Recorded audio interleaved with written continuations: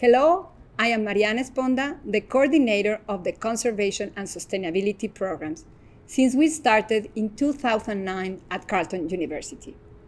As a professor and practicing conservation architect, I expand knowledge and train young generations how to readapt historical constructions with sustainable uses.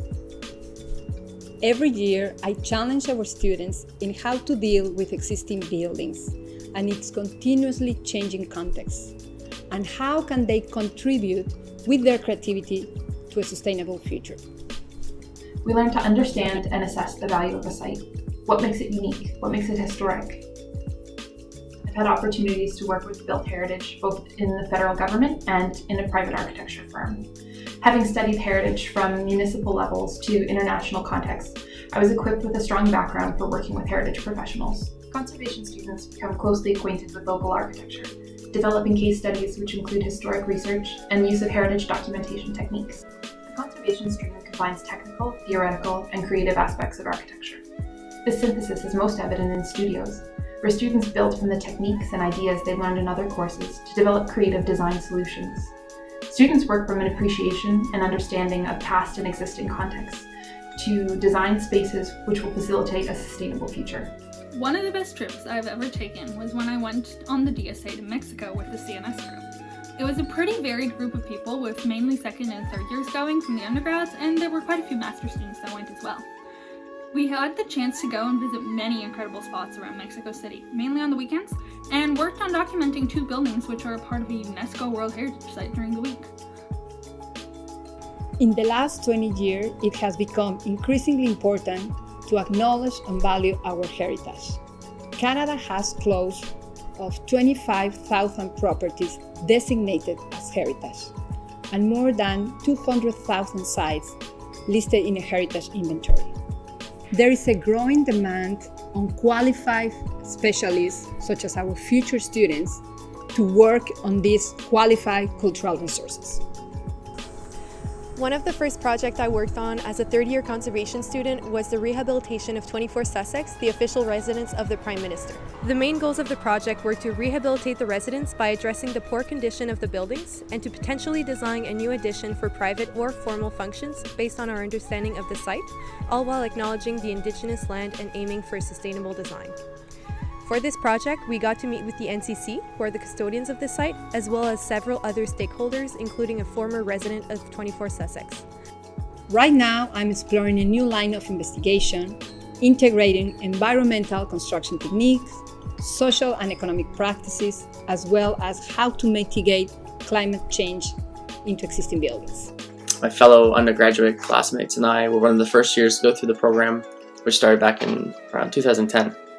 And was very happy to learn from professionals who are currently working in the industry. Professor Liette Fortin specialized on identifying, protecting, and enhancing with contemporary expressions those values that are significant to the people of a place. Professor Natalia Escobar, recently added member of the faculty, she's interested in how architecture and critical approaches to history can contribute to create more socially inclusive places. Professor Mario Santana has worked with students in multiple documentation projects in Oregon and around the world. Professor Susan Ross is interested in modern and industrial heritage, urban parks, cultural landscapes, heritage policy, and the construction and reuse. And the last one is Professor Steve Fife, director of SIMS Lab, that he's dedicated to the advanced study of innovative hybrid forms of reality capture, representation, and fabrication. I definitely think you have a lot of options when you take the stream. You can choose to work in an architecture firm, or you can do something that's more heritage or conservation related. So there's really a lot of opportunity there.